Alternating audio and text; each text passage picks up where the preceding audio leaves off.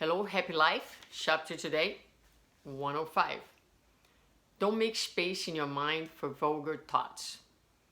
Fill every gap with uplifting ideas, activities for the good, and plans for your own and your neighbor's happiness. Action plans begin in the mind. The idle mind creates regrettable images that materialize with great destructive power, consuming the one who pictures them and striking others.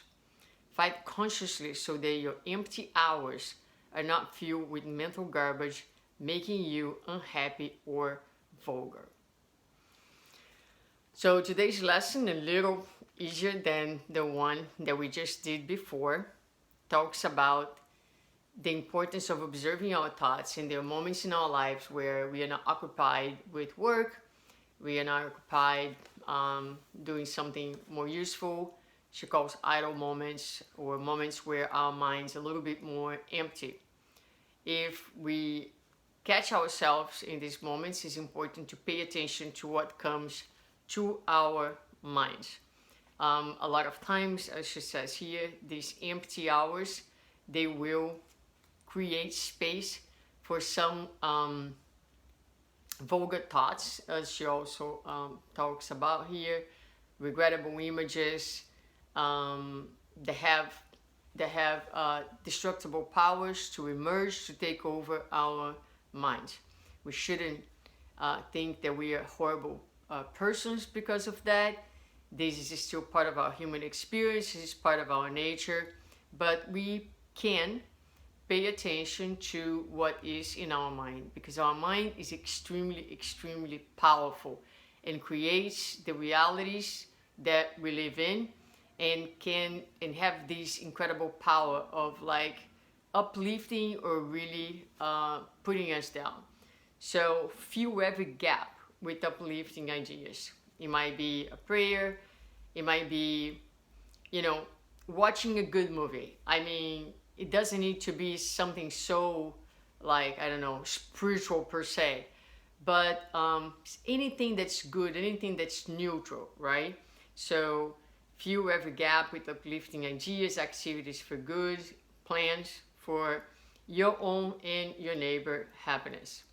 Action plans begin in the mind. Everything begins in the mind, right? The mind is the source, is where our ideas, our actions are born in first place.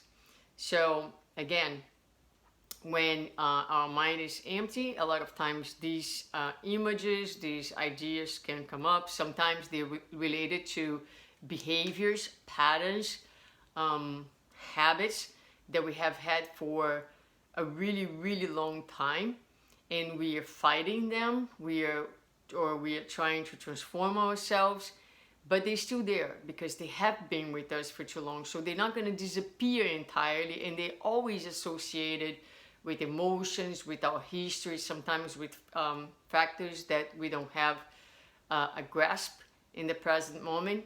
So they will surface because they're still part of our